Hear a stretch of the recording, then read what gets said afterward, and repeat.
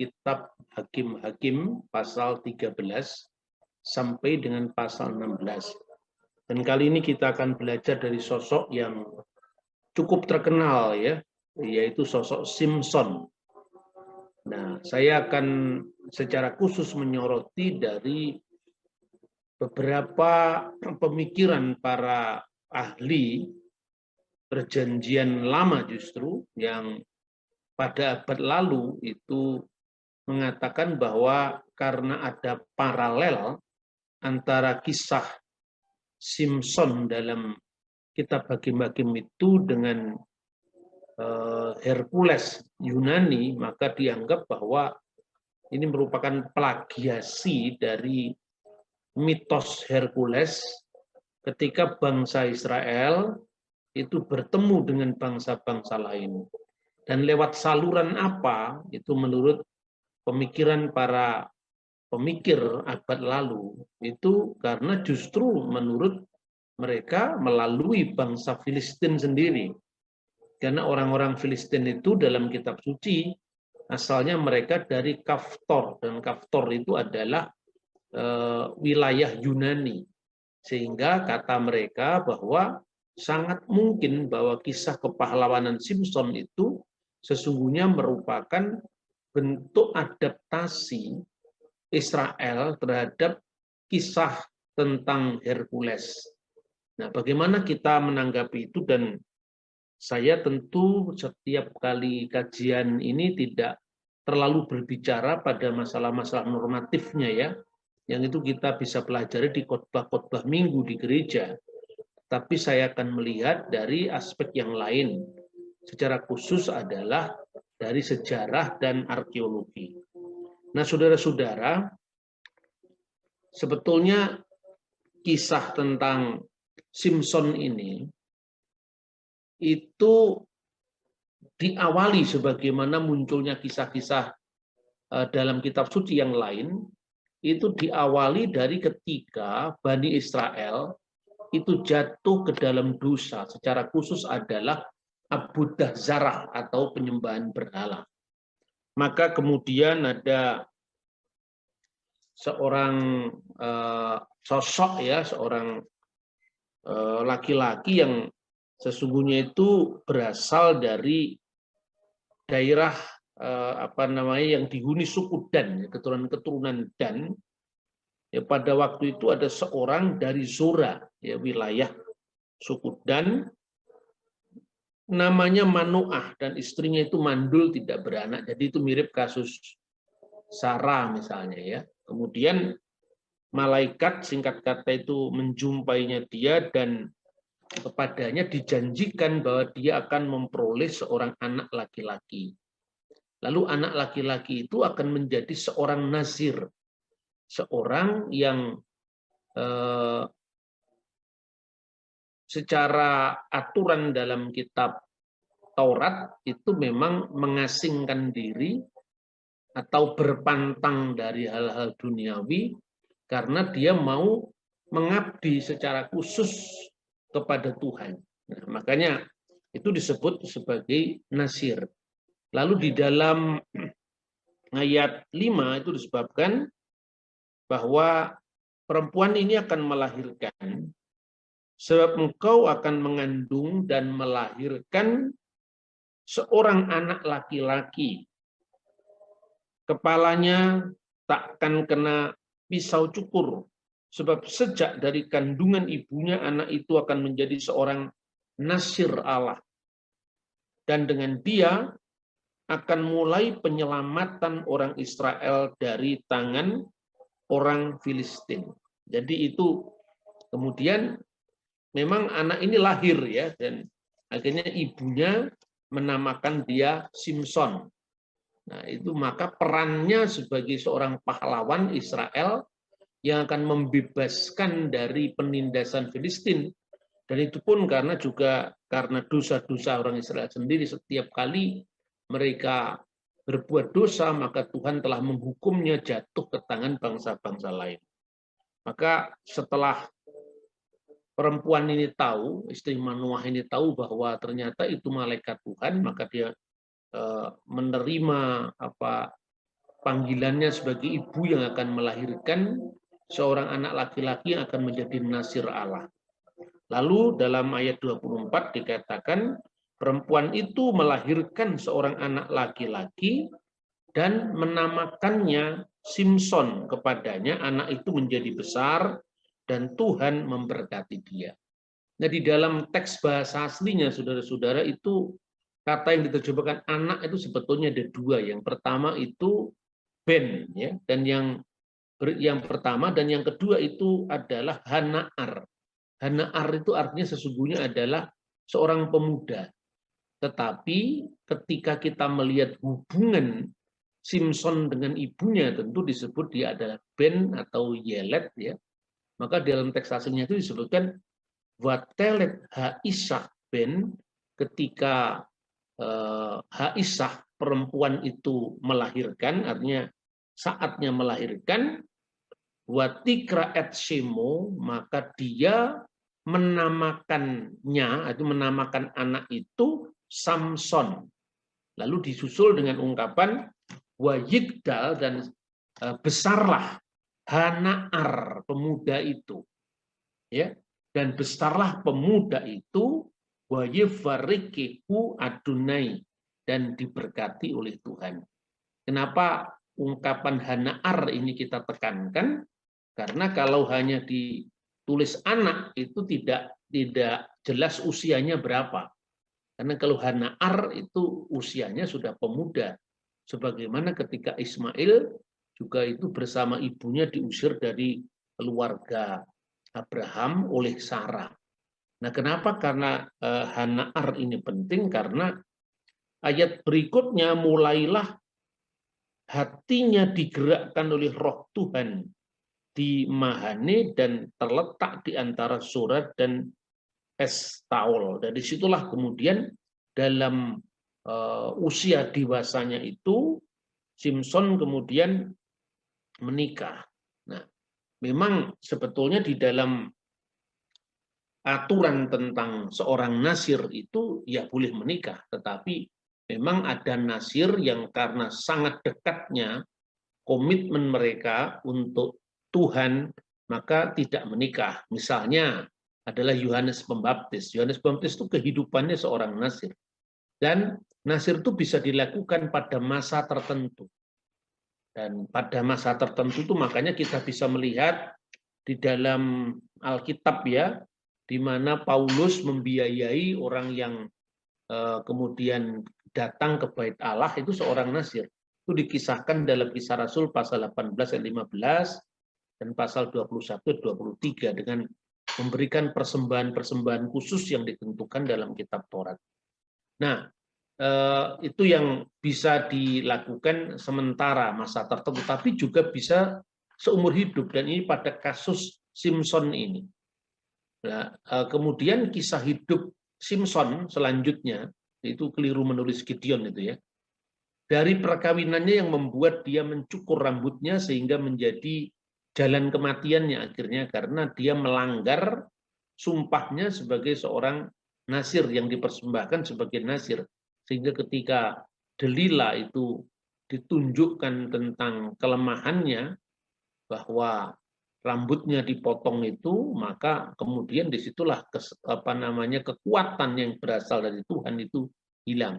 Dan ini tidak bisa dipahami seperti kesaktian dalam konteks budaya magis, ya, tidak dipahami seperti itu. Karena dalam kisah tentang Simson itu ketika dia kemudian jauh dari Tuhan, maka di situ dia panggilannya tidak hilang. Tetapi di situ konsekuensi dari pelanggarannya itu tetap Tuhan perhitungkan. Misalnya kedua matanya dicukil oleh orang Filistin. Tapi begitu dia bertobat kembali, dan kemudian dalam keadaan dia buta, dia meraba-raba tiang itu, dan disitulah dia berdoa kepada Tuhan. Kemudian Tuhan membuat mujizat, gedung itu dengan segala isinya termasuk dia, itu akhirnya dengan kekuatan apa yang diberikan Tuhan, dengan keperkasaannya, dengan kekuatannya itu, maka gedung itu adalah roboh akhirnya. Nah, artinya kekuatan ini tidak tidak inherent seperti dalam dunia magis yang selalu sakti karena kekuatan supranatural dari kekuatan yang bukan dari Tuhan, tetapi kekuatannya Simpson itu ya sebetulnya kekuatan yang bisa hilang, makanya dia bisa dikalahkan. Tapi ketika dia bertobat dan kembali menekuni panggilannya, maka dia akhirnya tumbuh kembali ke kekuatannya itu. Tetapi konsekuensinya tetap ditanggungnya. Akhir hidup dari Samson yang seperti itulah yang menyebabkan di dalam surat Ibrani dia tetap dianggap sebagai pahlawan yang berbuat untuk bangsanya Israel. Nah, kisah hidup itulah yang dikisahkan pada pasal 15 ya, mulai dari pasal 15 kemudian diteruskan dalam pasal 16. Jadi itulah yang bisa dilihat dari akhir hidup dari seorang yang sangat kuat yang bernama Simpson. Dalam Alkitab, aturan mengenai nazir ini pertama disebutkan dalam kitab Bilangan ya, dalam kitab Bilangan. Pasal 6 secara khusus di situ disebutkan bahwa seorang nazir itu pantang untuk minum anggur, memakan buahnya baik itu dalam keadaan segar maupun kering, dan tidak boleh berkaitan dengan apapun yang berhubungan dengan anggur, baik itu bijinya maupun pokok ranting itu tidak boleh dimakan. Lalu tidak boleh mencukur rambut, membiarkan rambutnya itu tidak mengenal pisau cukur. Lalu membawa tidak boleh menyentuh mayat binatang ataupun mayat orang tuanya sendiri. Kemudian terakhir bagi mereka nasir yang punya batasan waktu itu membawa persembahan khusus apabila sudah mengakhiri masa kenasirannya. Nah, itulah sebabnya ketika kita memahami kisah-kisah Alkitab itu tentu tidak bisa dilepas dari syarat-syarat sebagai seorang nasir ini. Kita bisa belajar bahwa kehidupan Simpson itu sesungguhnya adalah kehidupan yang menggambarkan kelemahan sekaligus kekuatan manusia ketika dia dipakai oleh Tuhan. Jadi artinya manusia dengan segala kekurangannya ketika Tuhan mau pakai dia, mau memakai untuk kemuliaannya, untuk menyatakan kemuliaannya, tidak ada yang mustahil bagi Tuhan. Tetapi di situ tetap ada yang namanya free will atau kehendak bebas. Maka setelah Simpson itu mencapai usia pemuda atau Hanaar, dia mulai digerakkan oleh Roh Tuhan katanya di situ. Jadi artinya sebagai seorang Yahudi, ya tentu kehidupan tokoh-tokoh dalam Alkitab itu memang bisa diukur dari aturan Taurat dan kehidupan orang Yahudi itu sendiri. Nah, pelanggaran yang pertama dia lakukan ketika dia beranjak pemuda, dia pergi ke Timna. Kota Timna itu sekarang di Israel itu namanya adalah Kirbet Tipneh, ya Kirbet al Tipneh. Tempat itu sebetulnya letaknya dekat dengan Tel Aviv. Kemudian dia melihat seorang gadis Filistin, tentu gadis ini cantik ya. Dia pulang memberitahukan kepada ayah dan ibunya bahwa di Tipna itu dia melihat seorang gadis Filistin. Lalu dia minta supaya anak itu atau gadis itu diambil sebagai istrinya. Dia minta kepada orang tuanya, tolong ambil dia sebagai istriku. Tetapi ayah dan ibunya berkata padanya, apakah tidak ada gadis lain di antara sanak keluarga kita? Nah, ini berkaitan dengan konsep Israel yang dikuduskan. Artinya sejak semula di dalam rencana Tuhan, Israel memang harus dikuduskan. Dikuduskan itu bukan berarti Israel itu suci yang lain najis, bukan itu. Dikuduskan itu makna awalnya itu adalah disendirikan, dipisahkan dari bangsa-bangsa lain. Kenapa dipisahkan dari bangsa-bangsa lain? Karena Tuhan punya rencana terhadap bangsa ini untuk melahirkan Sang Mesias.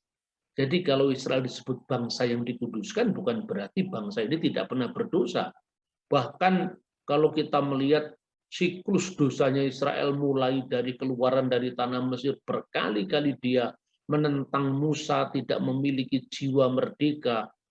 Kemudian pada zamannya hakim-hakim ini, begitu dia dosa, mengikuti ilah-ilah lain, Tuhan hukum, tapi Tuhan juga gerakkan hambanya untuk menyelamatkan, lalu hambanya ini meninggal, dia bikin dosa lagi, seterusnya sampai Tuhan menggerakkan Gideon ini ketika bangsa Israel berada di bawah penindasan orang-orang Filistin.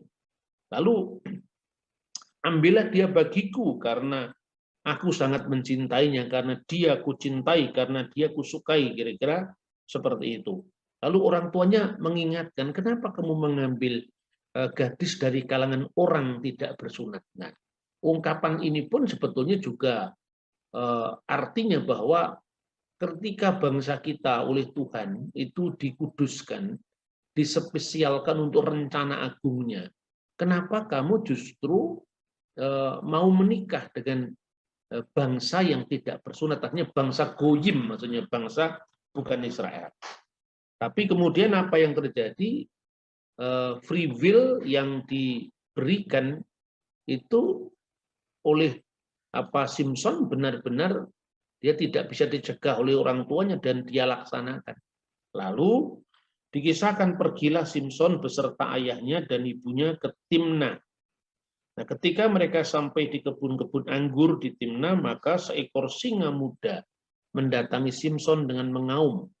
Pada waktu itu berkuasalah roh Tuhan atas dia, sehingga singa itu dicabiknya seperti orang yang mencabik anak kambing tanpa apa-apa di tangannya, ini dengan tangan kosong. Tetapi tidak diceritakan kepada ayahnya atau ibunya apa yang dilakukannya. Nah, saudara-saudara yang terkasih, seperti tadi kita mengatakan, kita sudah membahas tentang rambutnya tidak boleh dicukur, kemudian tidak boleh menyentuh mayat, ya.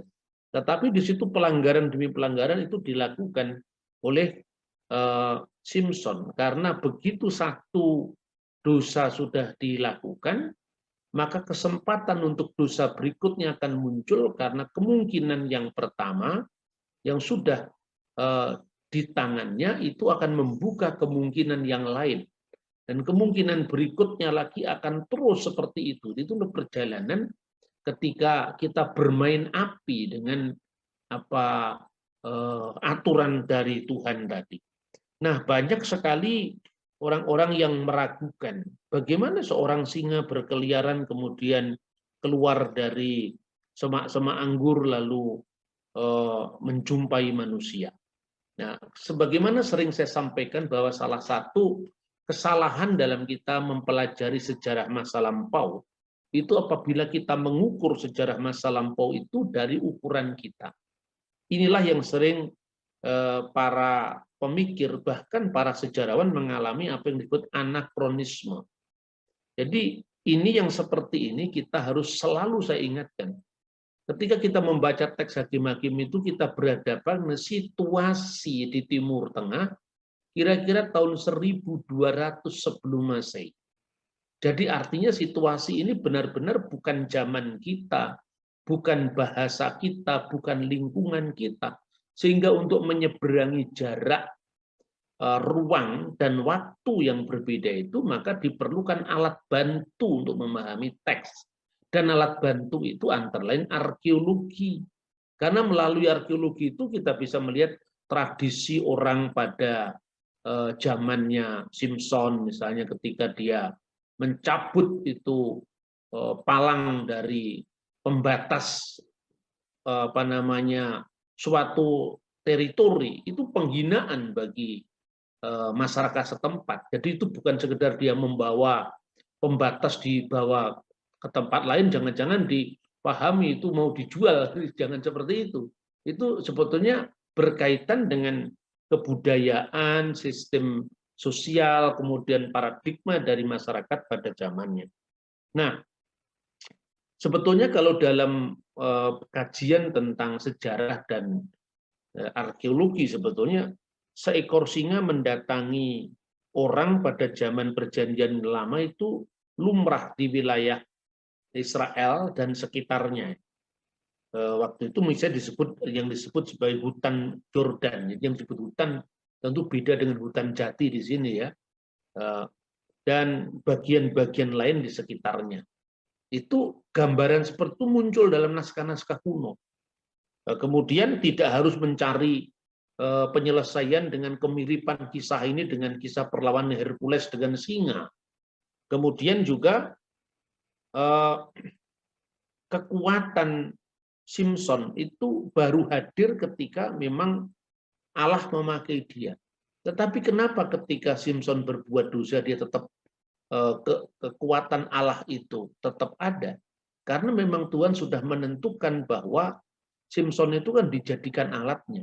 Jadi tindakan dia yang salah, yang itu di mata Tuhan tetap dihukum, terbukti dia matanya dihilangkan atau diculik matanya itu, dicukil matanya, dan Tuhan juga tidak membela untuk mengembalikan matanya itu.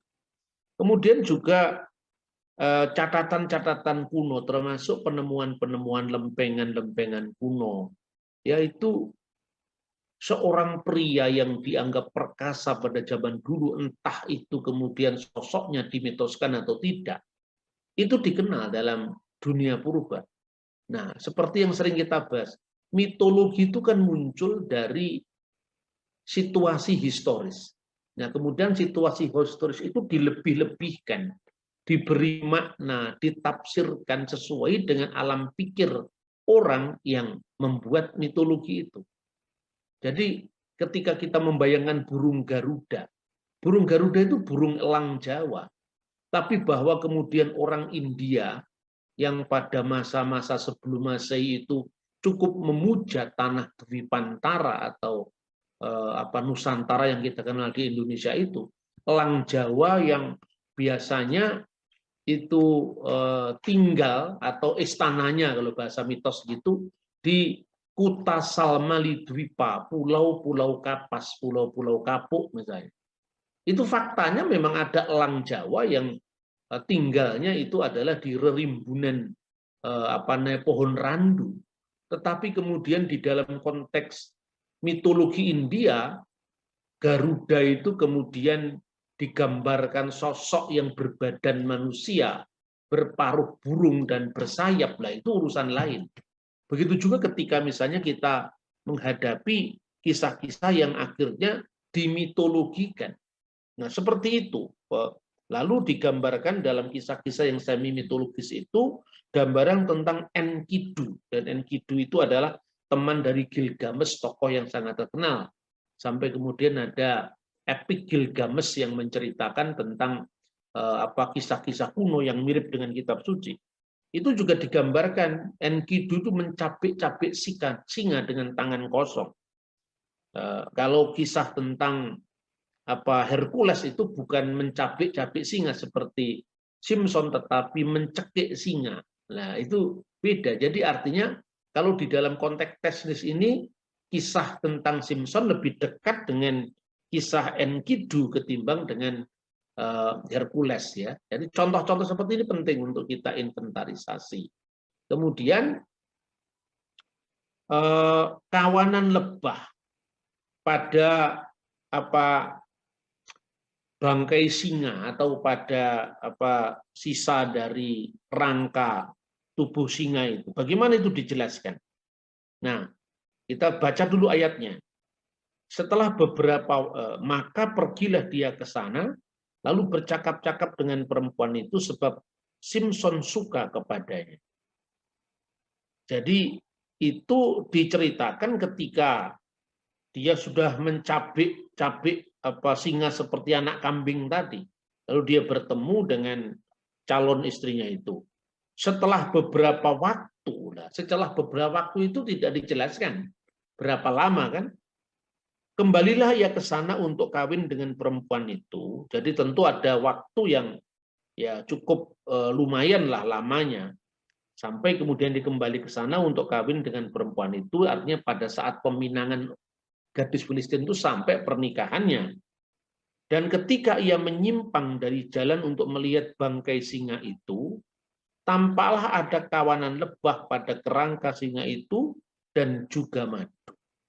Jadi ketika dia lewat jalan yang menyimpang itu, dia melihat bangkai singa itu melanggar lagi apa sebagai seorang nasir, bahwa dia tidak boleh menyentuh mayat, baik mayat binatang maupun mayat orang tuanya sendiri tidak boleh disentuh. Dia melanggar lagi. Di pelanggaran pertama, dia sudah mau menikah dengan seorang perempuan yang goyim, ya, bukan perempuan Yehudim, dan yang kedua dia melanggar sumpah kenasiran tadi. Kemudian di situ dia ambil ada madu, jadi di kerangka singa yang sudah jadi bangkai tadi itu ada madu. Tidak perlu membayangkan itu bangkai busuk yang kemudian masih berair, tidak. Karena alam di Timur Tengah itu sangat mudah membuat sesuatu cepat kering. Makanya tubuhnya manusia pun ketika dia mati cuman digeletakkan di gua, kemudian ditutupi dengan batu. Kemudian diberikan rempah-rempah yang wangi, cukup itu, karena memang alam di sana itu memang sangat panas, ya, kering, alamnya kering, sangat panas dan kering. Dan apabila kalau kita melihat situasi karya Tuhan di Timur Tengah berkaitan dengan sosok Simpson ini, tentu itu adalah tempat yang cukup panas, ya. Kemudian kita bayangkan saja bahwa bangkai singa itu sudah menjadi kerangka yang kering, sehingga di situ ditempati dengan kawanan yang menghasilkan madu tadi, itu kawanan yang lebah, ya, yang kemudian menghasilkan madu tadi. Lalu apa yang dilakukan oleh Simpson? Dikeruknya madu itu ke dalam tangannya, dan sambil memakannya ia berjalan terus, kemudian pergilah ia kepada ayahnya dan ibunya dan memberi tahukannya juga kepada mereka, lalu mereka memakannya, tetapi tidak diceritakan kepada mereka bahwa madu itu dikeruknya dari kerangka singa. Kenapa tidak diceritakan? Ibunya tentu sangat kecewa karena malaikatlah yang menampakkan diri kepadanya dan telah menentukan bahwa anaknya itu akan menjadi seorang nasir bagi Allah, tetapi dan anaknya tahu bahwa dia seorang nasir, tetapi dia melanggar itu. Karena itu dia tidak menceritakan kepada ibunya apa yang dilakukannya, yaitu mengeruk madu tadi dari kerangka singa yang sudah mengering tadi. Setelah ayahnya pergi kepada perempuan itu, Simpson mengadakan perjamuan di sana, sebab demikianlah biasanya dilakukan orang-orang muda. Kemudian ketika mereka melihat dia, dipilihlah 30 orang kawan untuk menemani dia. Kata Simpson kepada mereka, aku mau menyatakan suatu teka-teki dengan kamu, jika kamu dapat memberi jawaban. Ya. Dan ini sebetulnya diawali dari periode konflik antara Simpson ini dengan orang-orang Filistin. Lalu apa teka-tekinya? Kata mereka kepadanya, katakanlah teka-tekimu itu supaya kami mendengar. Ya, 13. Lalu yang 14, lalu katanya kepada mereka, dari yang makan keluar makanan, dan dari yang kuat keluar manisan. Sebetulnya itu pengalamannya sendiri. Pengalaman sendiri yang dia memamerkan keperkasaannya itu sebetulnya, yaitu singa tadi, yang kemudian dari yang kuat tadi, singa itu binatang yang kuat, itu adalah keluar madu yang manis tadi. Sebetulnya itu adalah gambaran tentang keperkasaannya dia, dan itulah yang disampaikan kepada orang Filistin. Nah, saudara-saudara, kawanan lebah di kerangka singa itu juga bukan hal yang aneh dalam catatan arkeologi atau catatan sejarah. Di Timur Tengah, ya, itu misalnya kita bisa membaca tulisan Herodotus, seorang bapak ilmu sejarah, dalam bukunya Historion, ya, ilmu sejarah. Dia mengatakan bahwa sekawanan lebah dan sarang-sarang lebah itu ditemukan di tengkorak Onesius. Jadi tengkoraknya manusia yang sudah mengering, ada kawanan lebah. Jadi yang seperti itu bukan hal yang aneh. Ya, catatan-catatan kitab suci itu kita akhirnya pertentangkan dengan dunia ilmu pengetahuan seperti yang dilakukan oleh orang-orang pada abad lalu. Nah, kemudian saudara-saudara ketika Simpson mengeluarkan teka-tekinya itu, kemudian orang-orang Filistin itu kemudian kepingin juga untuk menjawab itu karena apa yang dikatakan oleh Simpson itu menjanjikan jika aku akan mengatakan suatu teka-teki dengan kamu jika kamu dapat memberi jawabannya yang tepat kepadaku dalam 7 hari selama perjalanan ini berlangsung dan menebaknya maka aku akan memberikan kepadamu 30 pakaian lenan dan 30 pakaian kebesaran. Nah, kemudian orang-orang Filistin itu mendesak supaya istrinya yang orang Kanaan tadi menyampaikan kepada Simpson apa rahasianya. Jadi apa rahasia dari teka-tekinya itu karena dia mau memenangkan teka-teki dengan mendapatkan hadiah yang dijanjikan oleh Simpson. Nah, dalam dunia Timur Tengah juga model teka-teki ini juga lazim dipakai. Ya. Kemudian bujuklah suamimu supaya dia memberitahu kepada kami tentang apa jawabnya. Akhirnya Simpson yang perkasa itu ditaklukkan karena kelemahannya bujuk rayu seorang wanita, apalagi itu wanita dari yang memusuhi bangsanya. Kemudian setelah dia menyampaikan kepada orang-orang Filistin, maka kemudian orang Filistin tahu bahwa dia bisa menebak itu. Tapi kemudian dia mengatakan kepada orang Filistin itu ya karena rahasianya itu sudah dibuka oleh istrinya sendiri yang kemudian disebutnya dengan kata kasar ya. Dan itu akhirnya dalam penelitian misalnya para penulis sejarah itu ungkapan-ungkapan itu juga menggambarkan tentang hubungan yang sebenarnya tidak baik tapi dipaksakan seperti itu. Nah, kemudian sampai di titik itu Tuhan tetap menggunakan Simpson. Artinya dengan segala kelemahannya Tuhan tetap menggunakan Simpson. Lalu akhirnya dari episode-episode kehidupan Simpson itu jatuh kepada satu kelemahan kepada kelemahan yang lain. Dan akhirnya hubungannya dengan orang-orang Filistin itu benar-benar membuahkan akibat yang sangat tidak baik ya. Ya, tapi kita bisa membaca pada teks selanjutnya setelah orang Filistin itu bisa menyampaikan apa yang disampaikan oleh istrinya tadi. Tetapi istrinya itu menangis di sampingnya selama 7 hari mereka mengadakan perjamuan itu. Dan pada hari yang ke-7 diberitahukannya kepadanya karena ia merengek-rengek kepadanya. Itu menggambarkan ketidakberdayaan Simpson yang kuat, yang perkasa itu di depan rayuan istrinya yang orang Filistin tadi. Dan memberitahu teka-teki itu kepada orang sebangsanya. Lalu pada hari yang ke-7 itu, sebelum matahari terbenam, berkatalah orang-orang kota itu kepadanya, apakah yang lebih manis daripada madu? Apakah yang lebih kuat daripada singa? Sautnya kepada mereka, kalau kamu tidak membacak dengan lembu betinaku.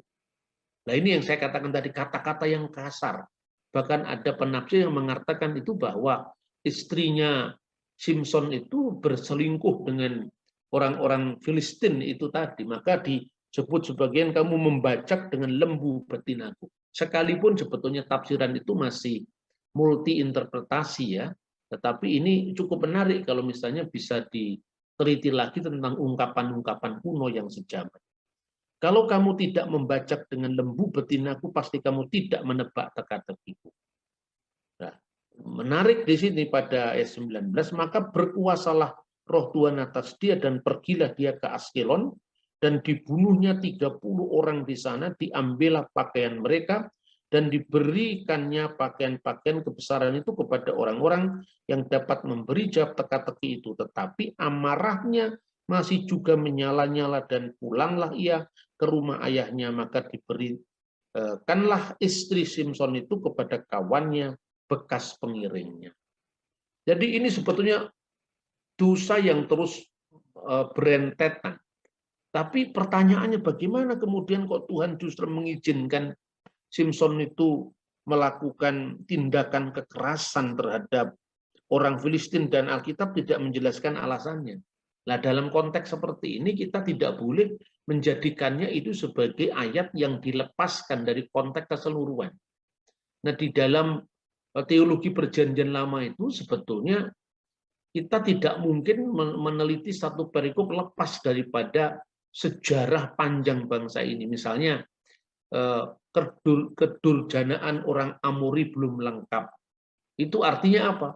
Bahwa ketika Tuhan memanggil Abraham untuk membawa ke tanah Israel, kemudian sampai penghukuman itu tiba, itu ketika Tuhan memperhitungkan karena kedurjanaan orang Amori benar-benar dianggap sudah lengkap. Nah itu kan terjadi 400 tahun, betul. Tapi pertanyaan apakah anak-anak yang dilahirkan selama sekian generasi itu juga ikut berdosa? Lah ini, karena dalam logika kejatuhan dosa itu akan menciptakan lingkungannya. Sehingga anak-anak yang dulunya memang lahir suci, itu karena lahir dari lingkungan seperti itu, maka dia akan meneruskan apa yang diteruskan oleh orang tuanya secara turun-temurun. Nah, kadang-kadang memang dalam konteks seperti itu Tuhan memakainya. Ini sudah genap rancangan Tuhan seperti itu. Seperti ini misalnya contohnya ya. Logika yang terbalik sekarang. Di mata iblis, Yesus itu kalah karena toh akhirnya Yesus disalibkan. Nah, makanya kalau dikatakan iblis punya kemenangan, ya, itu logikanya iblis. Dia telah meremukkan tumitnya lewat penyaliban. Tetapi akhir daripada pertarungan antara kebenaran putra Allah dengan iblis itu, iblis diremukkan kepalanya. Jadi artinya bahwa dalam sebuah perjuangan, dalam sebuah revolusi, itu kadang-kadang memang ada korban. Dan korban itu kadang-kadang memang ini misteri bahwa Tuhan itu selalu berada di tidak pernah absen dari proses sejarah yang panjang. Tapi tentu setiap orang itu akan ditakar menurut perbuatannya masing-masing. Nah, setelah ini kemudian muncul lagi bagaimana perlawanan Simon sama orang-orang Filistin. Kekerasan lagi, tindakan kekerasan demi kekerasan. Kemudian sampailah kisahnya tentang Simon di Gaza. Gaza itu sekarang juga namanya Gaza ya. Kekerasan demi kekerasan karena pertama Simson itu datang kepada bapak mertuanya, di mana anaknya yang dulu jadi istrinya yang sudah diberikan pengiringnya itu tampaknya kemudian dinikahkan sama dia oleh orang tuanya. Maka ketika Simson datang dan dia membawa seekor anak kambing dan izinkan aku masuk ke kamar istriku. Mungkin orang mertuanya mengatakan dia bukan lagi istrimu karena saya sudah mengawinkannya dengan bekas pengiringmu. Ambillah adiknya kalau kamu mau, kan adiknya juga tidak kalah cantik dari dia gitu. Kemudian Simson meninggalkan itu dan akhirnya juga terjadi bagaimana tindakan kekerasan yang terus berlanjut sampai kemudian Simson di Gaza. Nah, kemudian muncullah episode baru lagi mulai ayat 4. Sesudah itu Simson jatuh cinta pada seorang perempuan dari lembah Sorek yang namanya Delila. Dan ini yang sangat terkenal dengan Simson Delila, tapi jangan disamakan dengan filmnya Benyamin, Simson Delila, orang Betawi. Mungkin kisah ini mengilhami, tetapi tentu makna teologisnya tidak utuh diambil di sana, yang mungkin itu kekuatannya atau bujuk rayu Delilanya yang digambarkan seperti itu. Tapi itu sebetulnya kisah yang tekankan dalam kitab suci. Dan kemudian apa yang terakhir terjadi itu ketika Delila itu benar-benar disewa lebih mahal lagi oleh orang-orang Filistin untuk mengetahui di mana letak kekuatan dari Simson itu. Lalu diceritakan tentang rambutnya yang harus dipotong. Lah itu pelanggaran lagi terhadap apa yang dikatakan pantang untuk mencukur rambut tadi, tidak boleh digunting rambutnya. Jadi tekanannya di sini jangan diambil makna secara magis bahwa itu adalah kesaktiannya dia, intinya ada di rambutnya seperti dalam dunia magis, bukan seperti itu. Tapi intinya bahwa seorang yang sudah komitmen dengan panggilannya dan kemudian dia mengkhianati panggilannya itu, maka kuasa Tuhan yang ada pada dirinya itu menjadi hilang, tidak berfungsi lagi. Tetapi kisah ini kan diakhiri dengan pertobatan dari Simson sendiri. Kemudian ketika dia dicukil kedua matanya, dia menjadi seorang yang buta. Tetapi rupanya di situ dia menyadari kesalahannya dan kemudian dia minta supaya diantarkan kepada tempat di mana mereka berkumpul ya, dan itu diduga sebuah kuil ya. Kemudian dia di situ sangat direndahkan oleh orang-orang Filistin, bahkan itu dianggap sebuah kemenangan karena dia bisa mempermalukan Simson itu, bahkan digambarkan bahwa mereka memuja-muja ilah mereka ya. Setelah diserahkan oleh ilah kita ke dalam tangan kita, Simson musuh kita. Lalu mereka berseru, telah diserahkan oleh ilah kita, sembahan kita, ke tangan kita, musuh kita, perusak tanah kita, yang telah membunuh banyak teman kita. Nah, ketika hati mereka sedang gembira, riang gembira, berkatalah mereka, panggillah Simson untuk melawak bagi kita. Dan itu sebuah ejekan yang luar biasa. Simson dipanggil dari penjara, lalu dia melawak di depan mereka, kemudian mereka menyuruh dia berdiri di antara tiang-tiang. Nah, disitulah berkatalah Simson kepada anak yang menuntun kita, lepaskan aku dan biarkanlah aku meraba-raba tiang-tiang penyangga rumah ini supaya aku dapat bersandar padanya. Apapun gedung itu penuh dengan laki-laki dan perempuan, segala raja kota orang Filistin ada di sana, dan di atas sotoh ada kira-kira 3.000 orang laki-laki dan perempuan yang menonton lawakan Simson itu. Berserulah Simson kepada Tuhan, katanya. Nah, ini seruan doa dan pertobatan.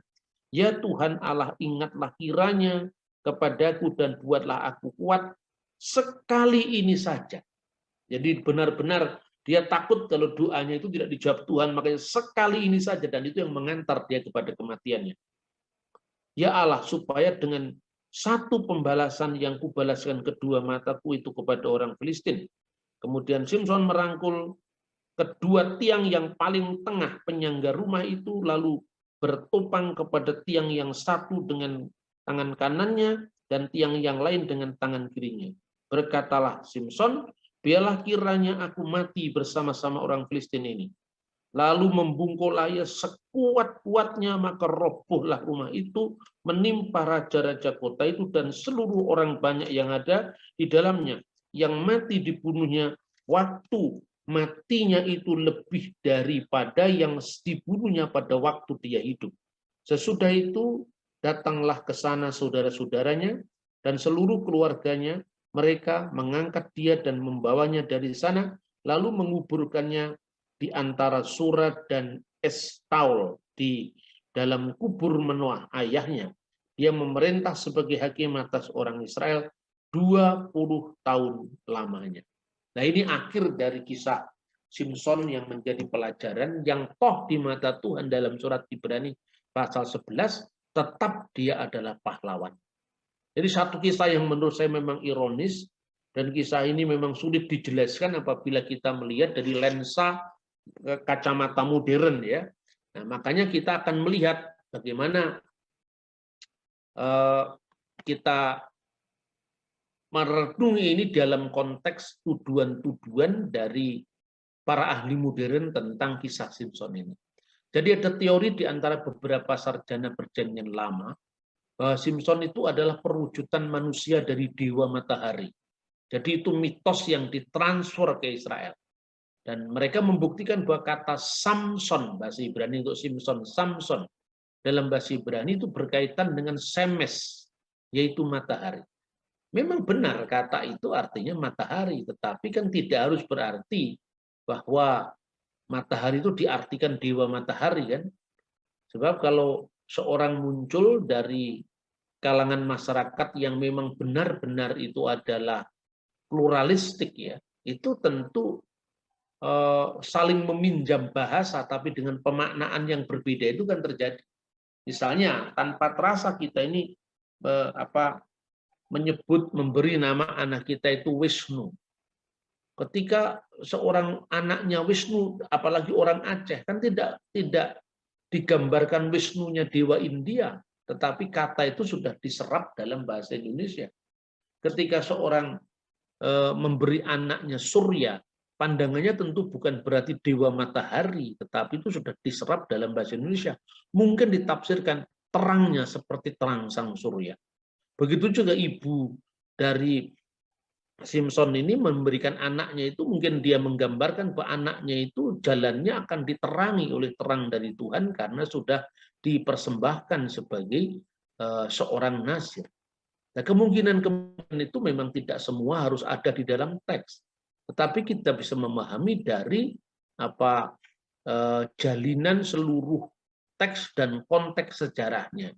Ya, idenya kira-kira begini, bangsa Israel menurut mereka itu menyerap kisah dewa-dewa dari suku-suku lain yang bergabung dengan mereka, tetapi karena mereka hanya percaya satu Tuhan, maka dewa-dewa tambahan ini diturunkan dari tahtanya dan dijadikan makhluk manusia, atau kadang-kadang malah dirubah jadi setan, mirip dewa-dewa Hindu yang diturunkan menjadi anak cucu Nabi Adam dalam kisah wayang Jawa. Jadi contohnya di sini aja ada. Sekarang lagi rame-ramenya orang pada mempersoalkan wayang ya. Ini sebetulnya memang wayang itu bukan budaya India, seni pertunjukannya. Menurut Brandes itu jauh sebelum munculnya kebudayaan Hindu datang ke Indonesia, tanah Nusantara itu sudah mengenal pertunjukan bayang-bayang atau pertunjukan wayang. Setelah orang India datang, khususnya sebelum dan awal-awal tarikh Masehi, kisah-kisah wiracarita Hindu itu masuk ke tanah Nusantara. Lalu terjadilah kisah-kisah tentang kepahlawanan India itu dijadikan untuk memperkaya seni pertunjukan. Makanya kemudian prasasti-prasasti tentang permainan wayang itu muncul pada abad ke-10 ya. Misalnya prasasti Balitung. Itu menyebut misalnya si galigi mawayang buat yang macarita bima yakumara. Si galigi itu nama-nama Jawa pada abad 10, seperti prasasti Balitung tahun 907. Memainkan wayang, mawayang itu memainkan wayang buat yang, untuk Tuhan. Ya, di sini yang itu unsur Jawa lokal, itu unsur Nusantara lokal. Makanya di Sriwijaya dikenal yang namanya Bala Putra Dewa itu adalah Dapun Tajang. Nah, yang itu kan bukan hanya bahasa Jawa, itu bahasa Nusantara. Makanya di hampir di seluruh kepulauan Nusantara itu ada persamaan itu bahasa Austronesia kuno. Misalnya sembahyang itu menyembah Tuhan. Sembahyang menyembah Tuhan. Ketika kata Dwipa diterjemahkan dalam bahasa bukan hanya Jawa, Nusantara kuno, makanya di Saparua ada Nusaina, Nusa Laut. Nusa itu artinya pulau. Dwipantara jadi Nusantara misalnya. Nah, kisah wayang juga seperti itu. Proses termasuknya budaya India itu diterima tetapi direfleksikan dalam budaya lokal. Buat yang macarita bercerita Bima tentang Bima Yakumara ketika masih muda. Maka kemudian dalam seni pertunjukan sosok Bima itu ketika masih muda dia sudah mencari kebenaran, yang disebut Tirta Amerta. Kisah-kisah ini begitu menariknya bagi orang-orang di tanah Nusantara itu pada masa keemasan dari kerajaan Majapahit. Wayang itu berkembang dalam sejenis sastra, mulai dari kerajaan abad 10 ya, Balitung, kemudian Kediri Singasari Majapahit, terus berkembang dalam kisah misalnya Kakawin Ramayana itu dari Srimad Walmiki Ramayana itu disadur dalam proyek besar-besaran yang didanai oleh Dyah Balitung ya, Raja Balitung saat itu, dalam proyek kebudayaan yang disebut Mengjawakan Basya Mata, menerjemahkan dalam bahasa Jawa karya-karya dari Abhyasa dari India. Nah, kemudian muncul di situ ketika pemberian hadiah-hadiah di tanah perdikan itu, kisah-kisah tentang Ramayana juga dihitung, Kicaka, Macarita, Ramayana, tapi yang lain Mabanyol, melawak. Jadi pertunjukan lawak itu bukan hanya terjadi untuk hiburan, tapi juga untuk hiburan mengejek seperti terjadinya pada kasus Simpson ini. Jadi itu universal sebetulnya, saudara-saudara. Nah, kemudian ketika pengaruh Hindu itu sudah mulai habis, artinya Majapahit sebagai negara Hindu, Buddha sudah jatuh, tetapi kekuatan Islam masih belum mampu mengakar di wilayah bekas kerajaan Majapahit kecuali di pesisir dengan kekuatan militernya. Maka secara pelan-pelan dewa-dewa Hindu itu kemudian dikalahkan oleh spiritualitas Nusantara asli. Makanya muncul Candi Suko, Candi Surawana, gambaran tentang Semar. Itu kan gambaran tentang Nusantara asli sebetulnya, yang juga sebetulnya ketika mumpung Hindu sekarang lemah, mereka muncul. Nah, ketika kemudian Islam meneruskan pemakaian budaya wayang ini, maka kemudian dewa-dewa Hindu itu diturunkan akhirnya dianggap keturunan dari Nabi Adam. Nabi Adam punya anak, Nabi Sis dan seterusnya, Sis itu Set maksudnya, sampai kemudian Sang Hyang Manikmoyo, Sang Hyang Ismoyo itu kemudian jadilah Semar. Terus kemudian Batara Guru menurunkan para dewa di tanah Jawa, bukan lagi di India. Jadi itu proses kontekstualisasi wayang, dan Sunan Kalijogo diuntungkan dengan proses itu. Makanya dia menggunakan itu untuk sarana dakwah. Teori yang dibangun kira-kira seperti itu dari kisah perbandingan antara Hercules yang disamakan dengan Simpson. Tetapi pertanyaannya beda. Kalau tadi saya ceritakan tentang kisah-kisah India yang dinusantarakan, kan prasastinya ada, bisa diukur. Jadi misalnya ketika kita bicara tentang wayang di abad 9 itu jauh sebelum agama Islam, prasastinya ada, prasasti Balitung. Ya, di Bali juga abad 8 akhir 9 10 itu sudah ada pemakaian kisah-kisah India dalam konteks dunia pewayangan. Prasastinya ada. Nanti ketika muncul dari kerajaan Dyah Balitung, kemudian Kediri itu ada misalnya penerjemahan karya India yang dinamakan Syair Kalidasa, itu diterjemahkan oleh empu yang namanya Empu Monaguna ya. Disitulah kemudian muncul kisah-kisah India diterjemahkan Pukanwa, Panulo, ada Gatut Kaca Sraya, ada Arjuna Wiwaha, ada Kresnayana, dan seterusnya sampai Sota Soma, di mana muncul istilah Bhinneka Tunggal Ika itu sampai zaman Majapahit. Kemudian di masa akhir Majapahit masih ada namanya Tantu Panggelaran dan seterusnya, sehingga ketika orang mengatakan, oh sebetulnya kisah wayang itu ciptaannya Sunan Kalijogo, mudah membantahnya. Karena dari sudut pandang kronologi sejarah, Sunan Kalijogo hidup di abad ke-14 akhir dan awal abad 15 sampai abad 16 karena usianya panjang, tetapi prasasti-prasasti kuno yang pra-Islam itu semua sudah ada, jadi sangat mudah diadakan rekonstruksi historis. Nah, teori bahwa Simpson itu ciptaan dari dewa Yunani Hercules tadi, itu sama sekali tidak mendapatkan pijakan sejarah. Sekalipun orang bisa reka-reka, karena bangsa Filistin purba itu kan asalnya dari Kaftor. Dan Kaftor itu pulau Kreta sebenarnya di Yunani sana. Nah, itu kan sebetulnya fakta yang sifatnya umum. Sifatnya umum itu gini, sudah ada penjelasan misalnya kapal-kapal Hiram yang pergi ke Ofir-Ofir itu adalah Sumatera misalnya. Itu kan statement umum. Statement umum itu kan mendapatkan pijakan. Karya Yosepus, tulisan Hieronymus, jelas. Karya-karya India jelas. Tapi kemudian ketika orang mengkhususkan dengan mengatakan, loh itu orang Jawa sudah tiba di Yerusalem.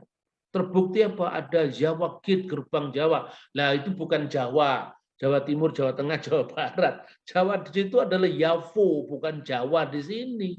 Nah itu kan bisa diadakan apa telaah secara etimologi, secara historis, secara arkeologis. Jadi tuduhan ini sebetulnya mudah sekali dipatahkan karena tidak adanya rekonstruksi sejarah sejelas apa yang dikatakan Nusantaranisasi India lewat cerita wayang tadi. Nah, kesamaan antara kisah Hercules dengan Simpson. Keduanya sama-sama membunuh singa. Keduanya juga dikisahkan mempunyai perselisihan dengan wanita. Keduanya jelas lebih kuat daripada pria yang lain pada zamannya. Kesamaan-kesamaan umum seperti ini juga terjadi pada narasi-narasi yang lain. Kenyataannya kisah misalnya Hercules sama-sama membunuh singa itu ternyata tidak lebih dekat daripada misalnya kisah dari sahabatnya Gilgamesh dalam membunuh singa tadi, karena cara sahabatnya Gilgamesh ya Enkidu membunuh singa itu persis sama dengan cara bagaimana Simpson membunuh singa, tapi beda dengan Hercules. Karena kalau di Hercules kan dicekik. Namun kenyataannya ya 12 prestasi kekuatan yang dilakukan oleh Hercules itu kemudian juga dimirip-miripkan dengan prestasi-prestasi Simpson dalam kitab Hakim-Hakim pasal 13-16 tadi. Nah, padahal sebetulnya lebih masuk akal apabila kisah dari Timur Tengah tentang Simpson itu melengkapi kisah Yunani, sebab apa? Catatan kisah-kisah Timur Tengah yang khususnya dicatat dalam Alkitab itu jauh lebih tua daripada kisahnya Hercules. Ini kan mirip sekali, Natal dituduh dengan perayaan Dewa Matahari. Naskahnya lebih tua dari Natal. Dewa Matahari itu baru tahun 340, 354, sementara Saturnalia titik balik musim dingin baru tahun 275, sementara Natal sudah dirayakan. Itu dalam masa Paus Telesporus tahun 126. Itu kan artinya lewat kronologi sejarah ini, kronik sejarah ini kita bisa lihat. Nah, kemudian ada dua prasasti kuil di Tel Miqne dan Tel Kasile yang ditemukan di dekat Tel Aviv, itu berasal dari tahun 1200 sebelum Masehi. Dan itu sejaman dengan kisahnya Simpson ini, sedangkan kisah-kisah tentang Hercules itu muncul ratusan tahun setelah prasasti ini.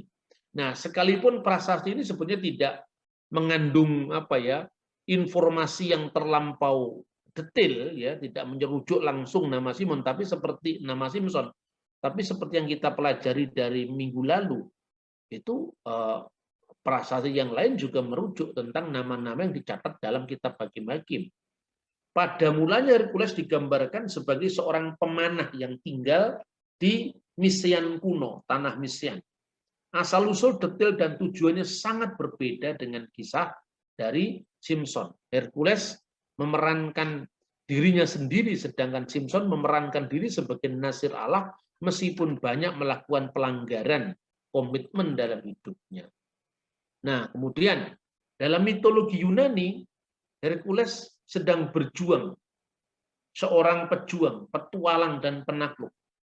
Putra dari Raja Zeus ini dalam mitologi-mitologi besar itu memang ada kemiripannya, tapi kemiripan seperti itu tidak sekuat perbedaannya. Karena apa? Mitologi-mitologi besar itu kadang-kadang sejarah yang bumbui lebih imajinatif dan akhirnya sangat jauh dari kenyataan yang terjadi. Hercules bertempur melawan Tipon dan membalas kematian Osiris. Dan Osiris ini ternyata dipakai di Mesir, tapi tokohnya Horus di Mesir misalnya. Horus, Isis, dan Osiris. Lalu melakukan banyak pelayaran mengatasi para tiran kebanyakan di seluruh Eropa.